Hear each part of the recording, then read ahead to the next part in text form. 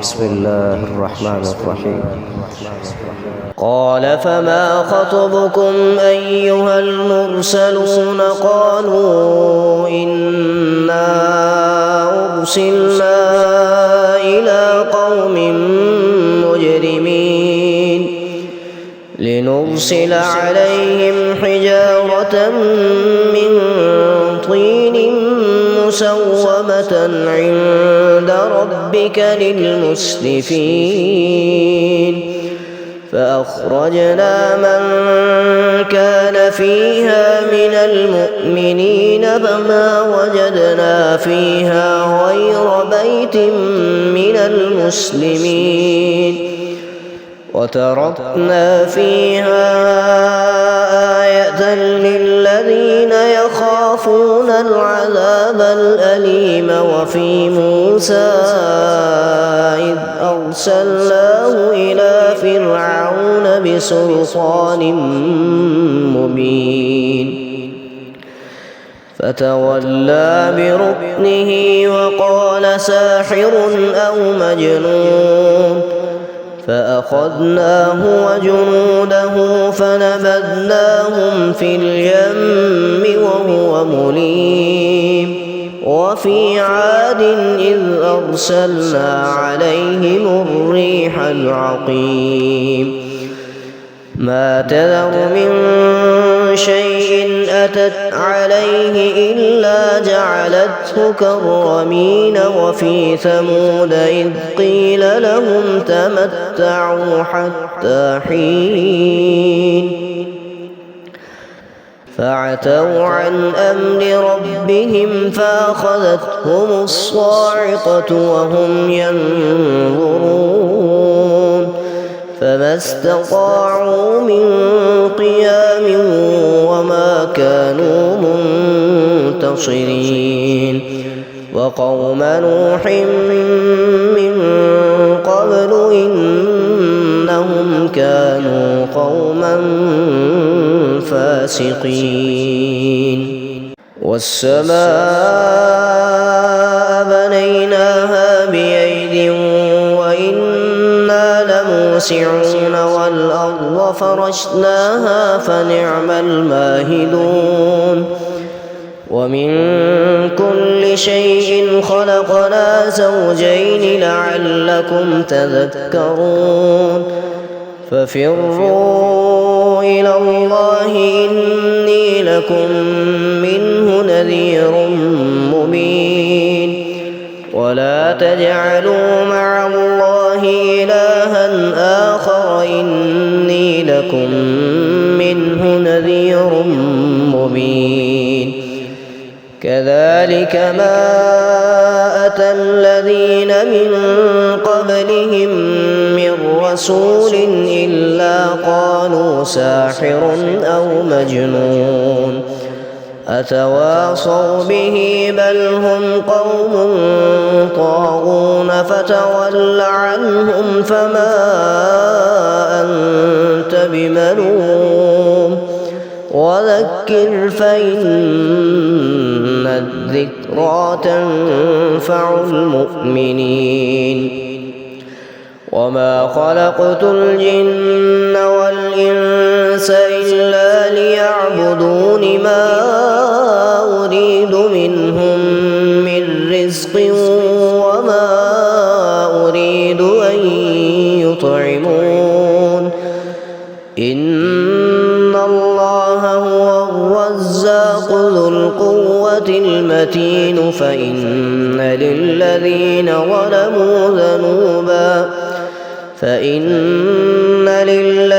ظلموا ذنوبا مثل ذنوب أصحابهم فلا يستعجلون فويل للذين كفروا من يومهم الذي يوعدون. بسم الله الرحمن الرحيم. والطور وكتاب مسطور في رق منشور والبيت المعمور والسقف المرفوع والبحر المسجور إن عذاب ربك لواقع ما له من دافع يوم تمور السماء مورا وتسير الجبال سيرا فويل يومئذ للمكذبين الذين هم في خوض يلعبون يوم يدعون إلى نار جهنم دعا هذه النار التي كنتم بها تكذبون أفسحر هذا أم أنتم لا تبصرون اصلوها فاصبروا أو لا تصبروا سواء عليكم إنما تجزون ما كنتم تعملون إن المتقين في جنات ونعيم فاكهين بما آتاهم ربهم ووقاهم ربهم عذاب الجحيم كلوا واشربوا هنيئا بما كنتم تعملون متكئين على سرر مصفوفة وزوجناهم بحور عين والذين آمنوا واتبعتهم ذريتهم بإيمان ألحقنا بهم ذريتهم وما ألتناهم من عملهم من شيء كل امرئ بما كسب رهين وأمددناهم بفاكهة ولحم مما يشتهون يتنازعون فيها كأسا لا لغو فيها ولا تأثيم ويطوف عليهم غلمان لهم كأنهم لؤلؤ مكنون وأقبل بعضهم على بعض يتساءلون قالوا إنا كنا قبل في أهلنا مشفقين فمن الله علينا ووقانا عذاب السموم إنا كنا من قبل ندعوه إنه هو البر الرحيم فذكر فما أنت بنعمة ربك بكاهن ولا مجنون أم يقولون شاعر نتربص به ريب المنون قل تربصوا فإني معكم من المتربصين أم تأمرهم أحلامهم بهذا أم هم قوم طاغون أم يقولون تقوله بل لا يؤمنون فليأتوا بحديث مثله إن كانوا صادقين أم خلقوا من غير شيء أم هم الخالقون أم خلقوا السماوات والأرض بل لا يوقنون أم عندهم خزائن ربك أم هم المسيطرون أم لهم سلم يستمعون فيه فليأت مستمعهم بسلطان مبين أم له البنات ولكم البنون أم له البنات ولكم البنون أم تسألهم أجرا فهم من مغرم مثقلون أم عندهم الغيب فهم يكتبون أم يريدون كيدا فالذين كفروا هم المكيدون أم لهم إله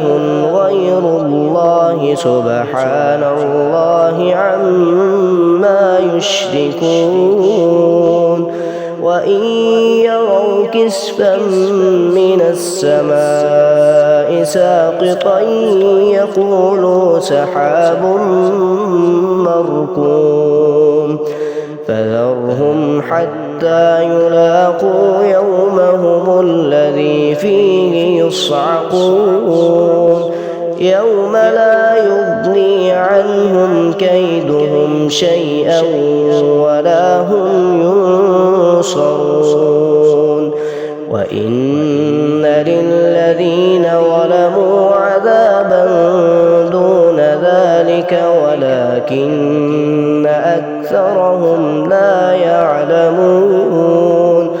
واصبر لحكم ربك فإنك بأعيننا وسبح بحمد ربك حين تقوم ومن الليل فسبحه وإدبار النجوم. بسم الله الرحمن الرحيم. والنجم إذا هوى ما ضل صاحبكم وما غوى وما ينطق عن الهوى إن هو إلا وحي يوحى علمه شديد القوى ذو مرة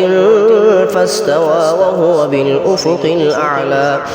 ثم دنا فتدلى فكان قاب قوسين أو أدنى فأوحى إلى عبده ما أوحى ما كذب الفؤاد ما رأى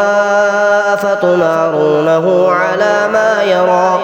ولقد رآه نزلة أخرى عند سدرة المنتهى عندها جنة المأوى إذ يغشى السدرة ما يغشى ما زاغ البصر وما طغى لقد رأى من آيات ربه الكبرى أفرأيتم اللات والعزى ومناة الثالثة الأخرى ألكم الذكر وله الأنثى تلك إذا قسمة ضيزى إن هي إلا أسماء سميتموها أنتم وآباؤكم ما أنزل الله بها من سلطان إن يتبعون إلا الظن وما تهوى الأنفس ولقد جاءهم من ربهم الهدى أم للإنسان ما تمنى فلله الآخرة والأولى وكم من ملك في السماوات لا تغني شفاعتهم شيئا إلا من بعد أن يأذن الله لمن يشاء ويرضى إن الذين لا يؤمنون بالآخرة ليسمون الملائكة تسمية الأنثى وما لهم به من علم إن يتبعون إلا الظن وإن الظن لا يغني من الحق شيئا فأعرض عمن تولى عن ذكرنا ولم يرد إلا الحياة الدنيا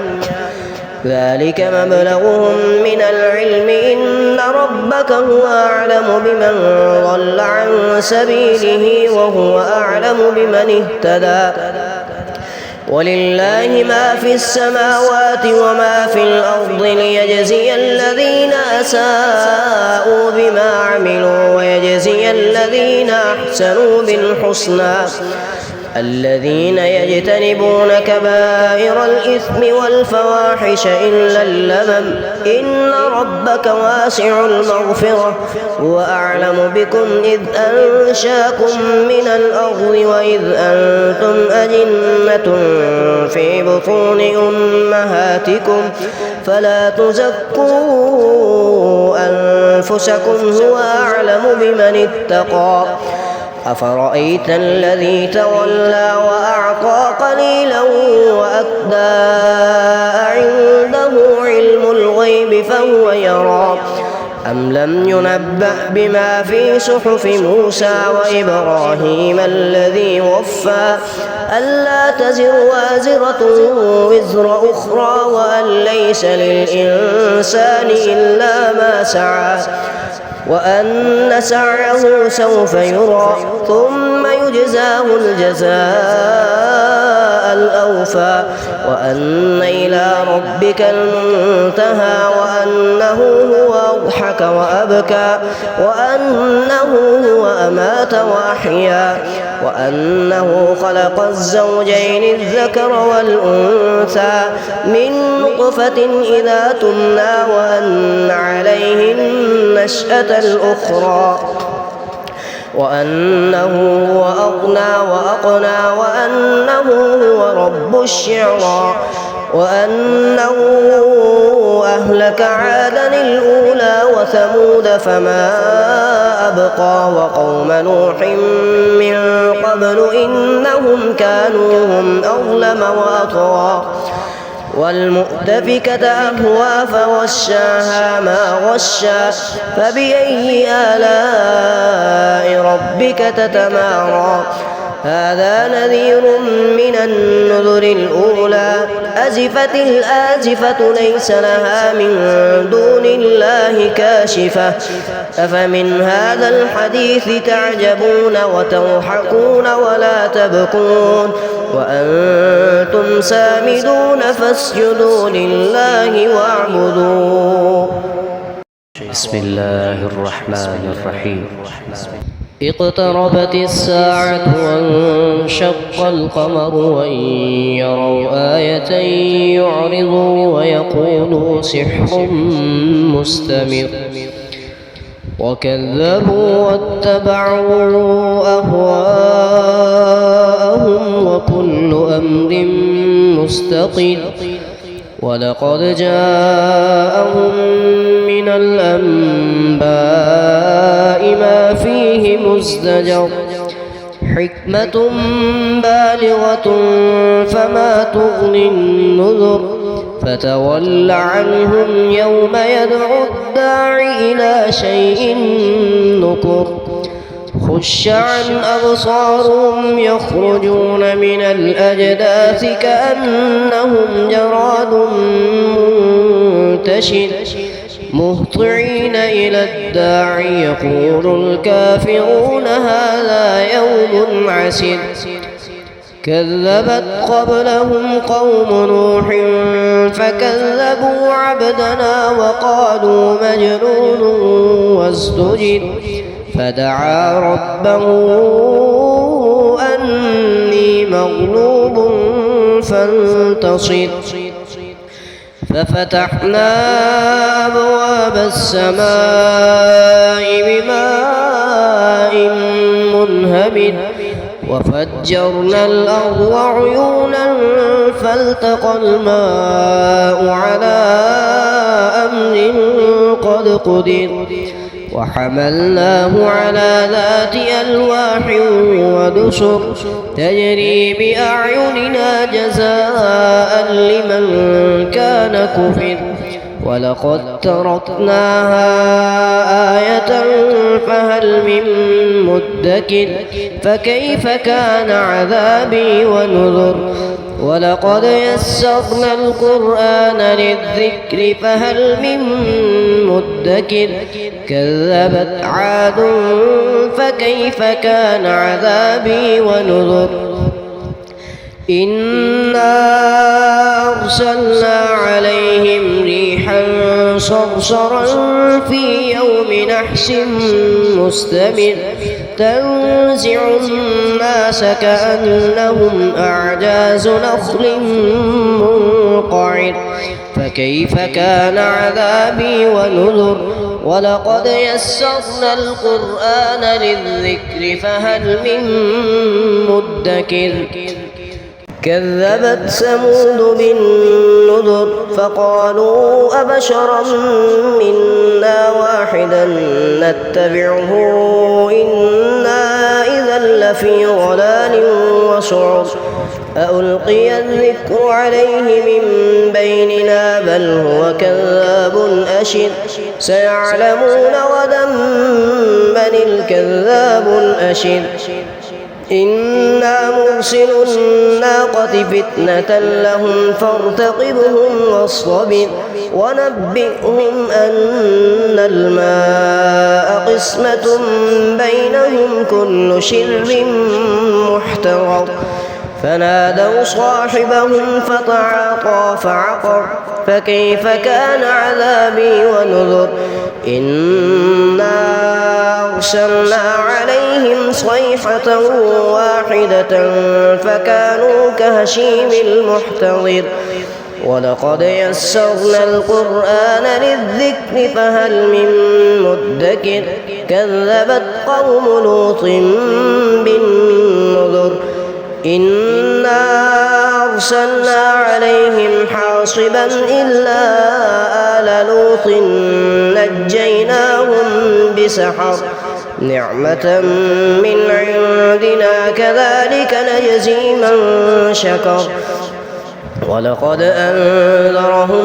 بطشتنا فتماروا بالنذر ولقد راودوه عن ضيفه فطمسنا أعينهم فذوقوا عذابي ونذر ولقد صبحهم بكرة عذاب مستقر فذوقوا عذابي ونذر ولقد يسرنا القرآن للذكر فهل من مدكر ولقد جاء آل فرعون النذر كذبوا بآياتنا كلها فأخذناهم أخذ عزيز مقتدر أكفاركم خير من أولئكم أم لكم براءة في الزبر أم يقولون نحن جميع منتصر سيهزم الجمع ويولون الدبر بل الساعة موعدهم والساعة أدهى وأمر إن المجرمين في ضلال وسعر يوم يسحبون في النار على وجوههم ذوقوا مس سقر إنا كل شيء خلقناه بقدر وما أمرنا إلا واحدة كلمح بالبصر ولقد أهلكنا أشياعكم فهل من مدكر وكل شيء فعلوه في الزبر وكل صغير وكبير مستقر إن المتقين في جنات ونهر في مقعد صدق عند مليك مقتدر. بسم الله الرحمن الرحيم. الرحمن علم القرآن خلق الإنسان علمه البيان الشمس والقمر بحسبان والنجم والشجر يسجدان والسماء رفعها ووضع الميزان ألا تطغوا في الميزان وأقيموا الوزن بالقسط ولا تخسروا الميزان والأرض وضعها للأنام فيها فاكهة والنخل ذات الأكمام والحب ذو العصف والريحان فبأي آلاء ربكما تكذبان خلق الإنسان من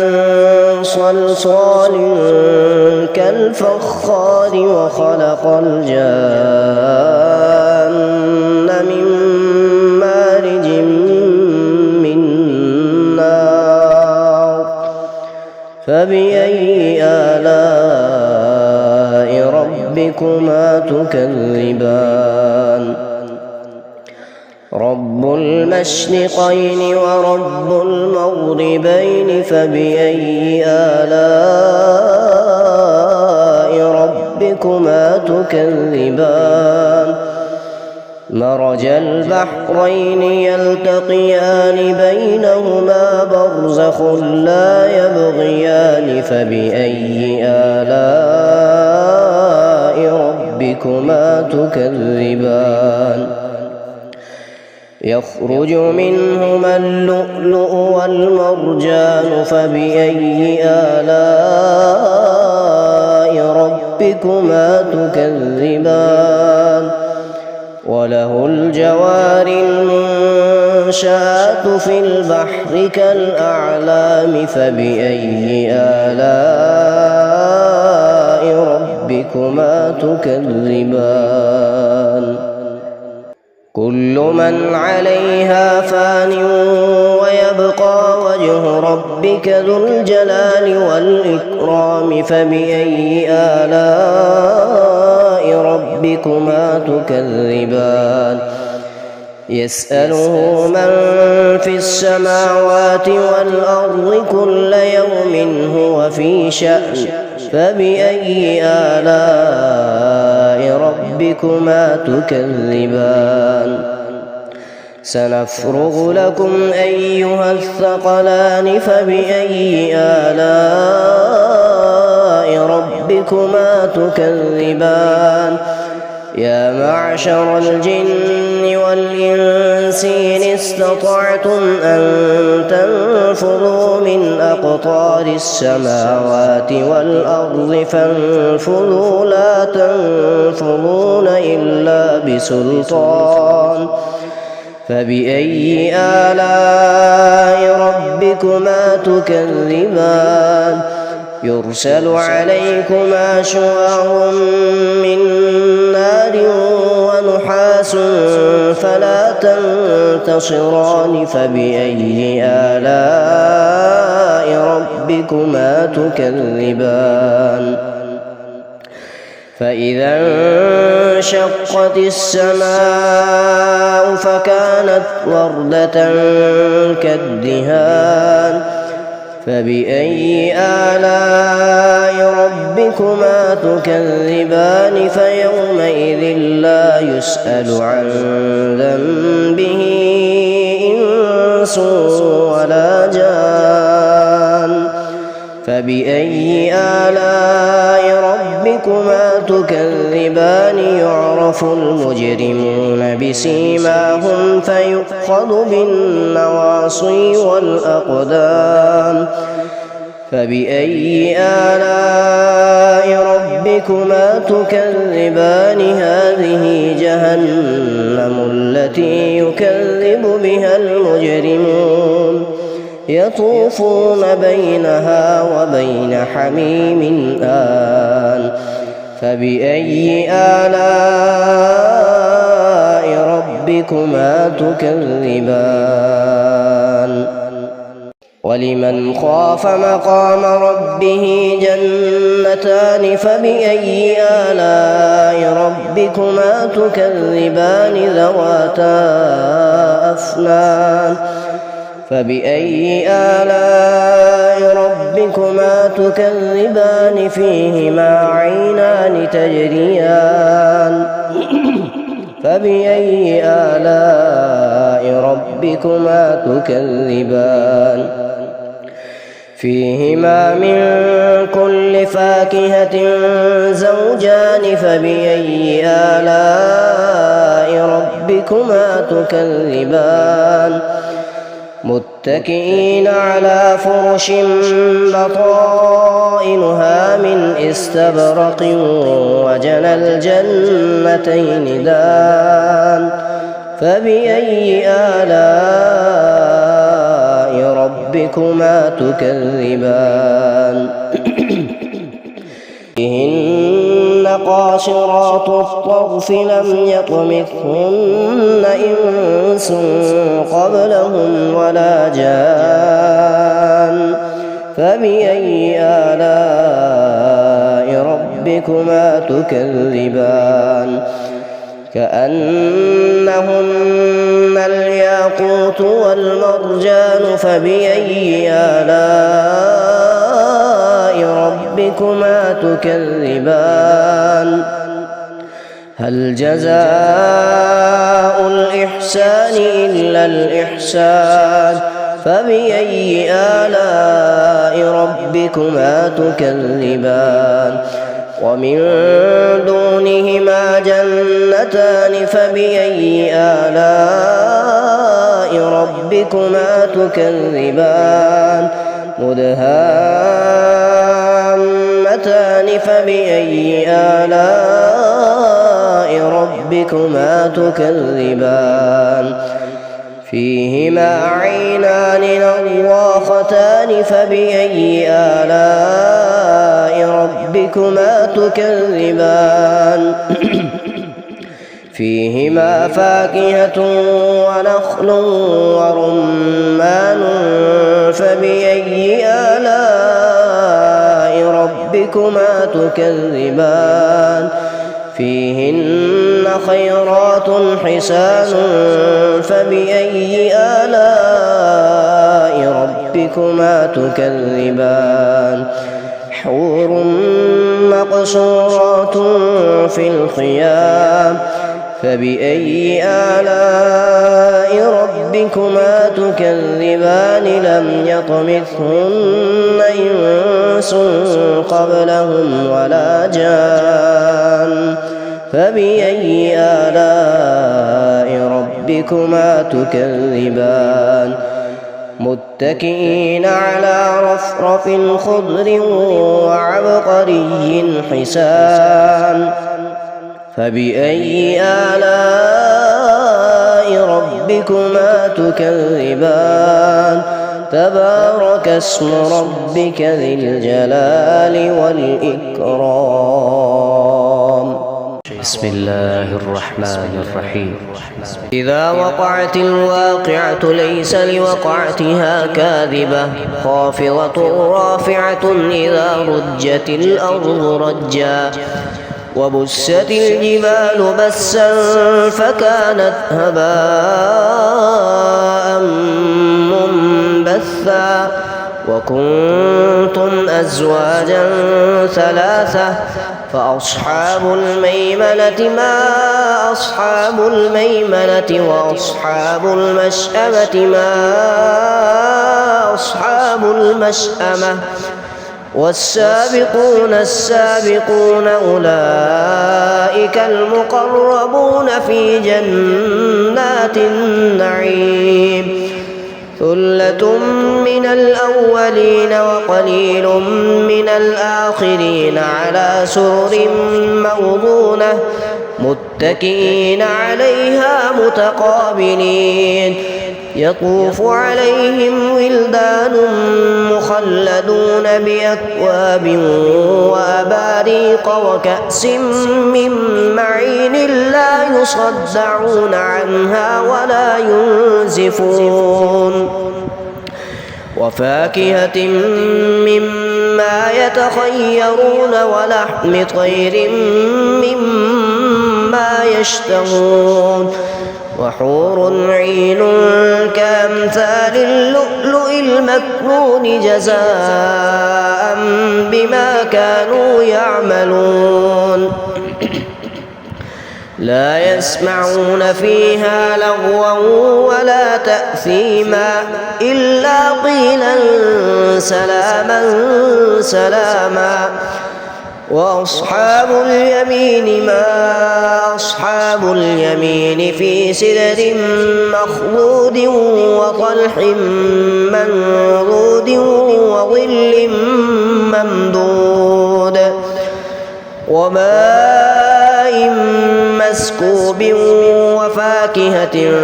كثيرة لا مقطوعة ولا ممنوعة وفرش مرفوعة إنا أنشأناهن إنشاء فجعلناهن أبكارا عربا أترابا لأصحاب اليمين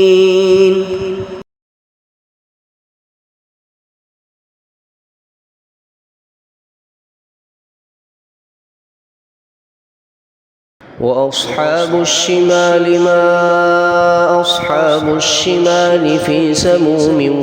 وحميم وظل من يحموم لا بارد ولا كريم إنهم كانوا قبل ذلك مترفين وكانوا يصرون على الحنث العظيم وكانوا يقولون أئذا متنا وكنا ترابا وعظاما أئنا لمبعوثون أو آباؤنا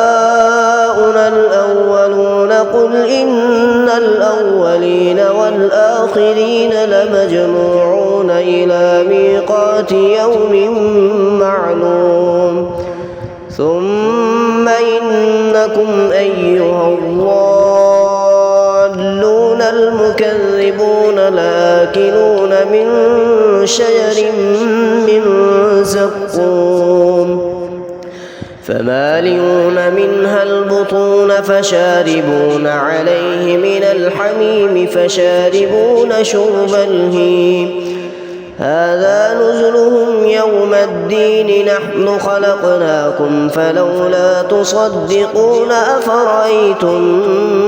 ما تمنون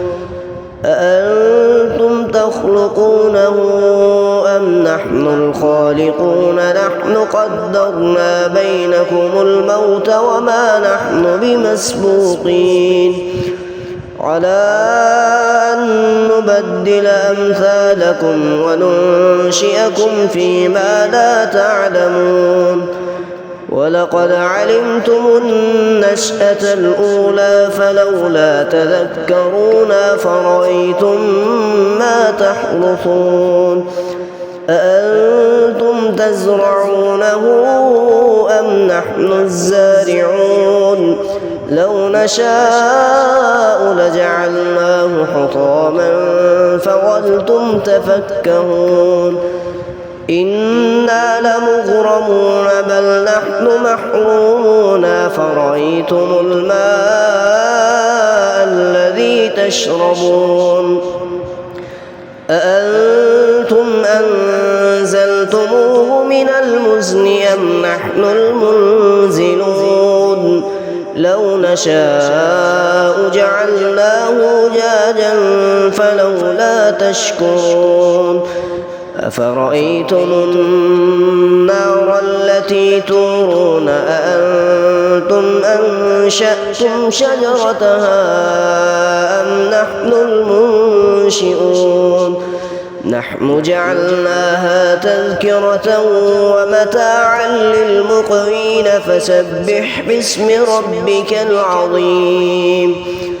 فلا أقسم بمواقع النجوم وإنه لقسم لو تعلمون عظيم إنه لقرآن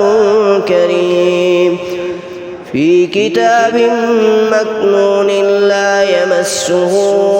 إلا المطهرون تنزيل من رب العالمين أفبهذا الحديث أنتم مدهنون وتجعلون رزقكم أنكم تكذبون فلولا إذا بلغت الحلقوم وأنتم حينئذ تنظرون ونحن أقرب إليه منكم ولكن لا تبصرون فلولا إن كنتم غير مدينين ترجعونها إن كنتم صادقين فأما إن كان من المقربين فروح وريحان وجنة نعيم وأما إن كان من أصحاب اليمين فسلام لك من أصحاب اليمين وأما إن كان من المكذبين الضالين فنزل من حميم وتصلية جحيم إن هذا لهو حق اليقين فسبح باسم ربك العظيم بسم الله الرحمن الرحيم سبح لله ما في السماوات والأرض وهو العزيز الحكيم له ملك السماوات والأرض يحيي ويميت وهو على كل شيء قدير هو الأول والآخر والظاهر والباطن وهو بكل شيء عليم هو الذي خلق السماوات والأرض في 6 أيام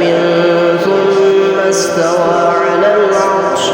يعلم ما يلج في الأرض وما يخرج منها وما ينزل من السماء وما يعرج فيها وهو معكم أينما كنتم والله بما تعملون بصير له ملك السماوات والأرض وإلى الله ترجع الأمور يولج الليل في النهار ويولج النهار في الليل وهو عليم بذات الصدور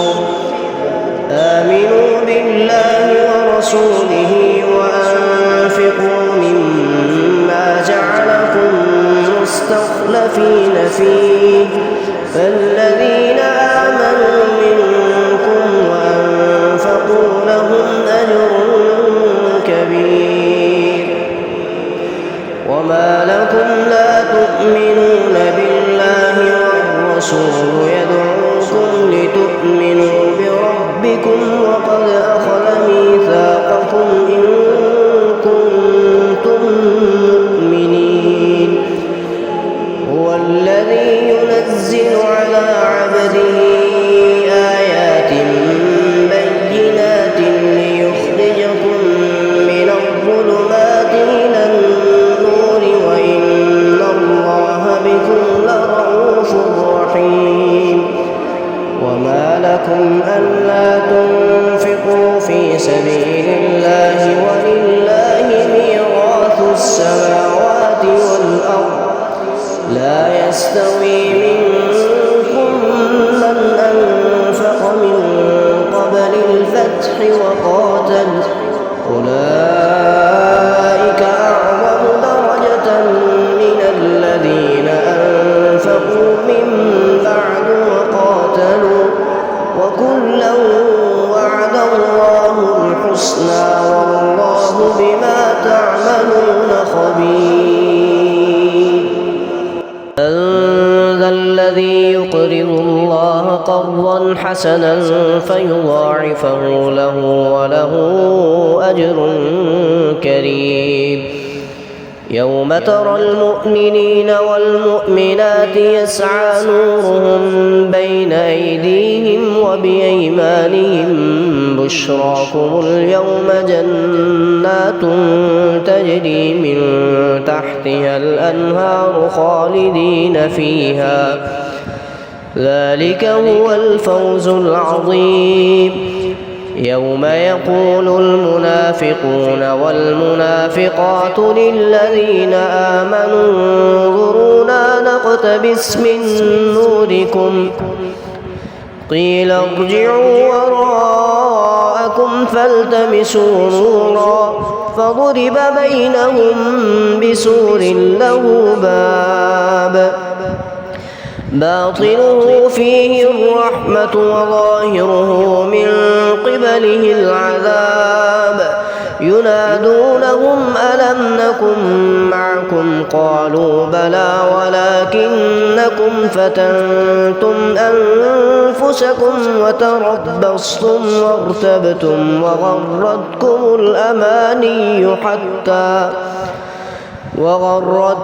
الأماني حتى جاء أمر الله وغركم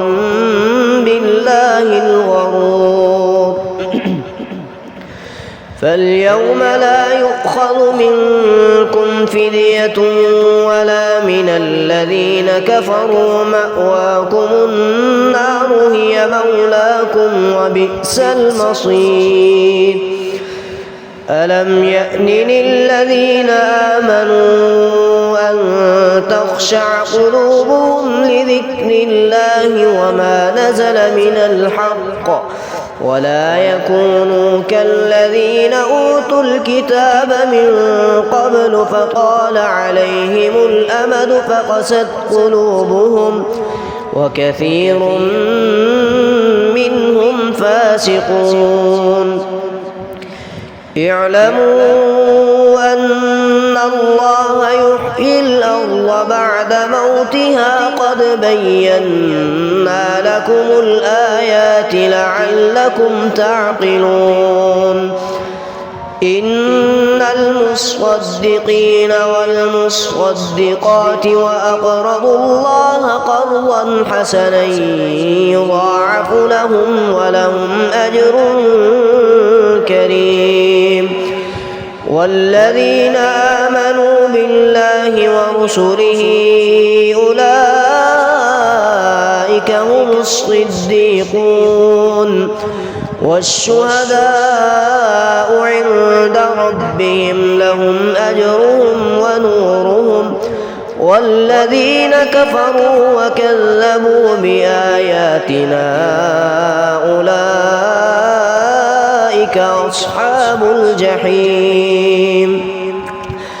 اعلموا أنما الحياة الدنيا لعب ولهو وزينة وتفاخر بينكم وتكاثر في الأموال والأولاد كمثل غيث أعجب الكفار نباته ثم يهيج فتراه مصفرا ثم يكون حطاما وفي الآخرة عذاب شديد ومغفرة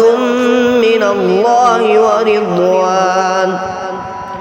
وما الحياة الدنيا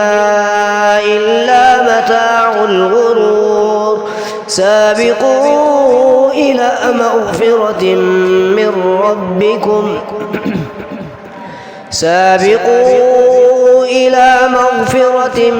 من ربكم وجنة عرضها كعرض السماء والأرض أعدت للذين آمنوا بالله ورسله ذلك فضل الله يؤتيه من يشاء والله ذو الفضل العظيم. ما أصاب من مصيبة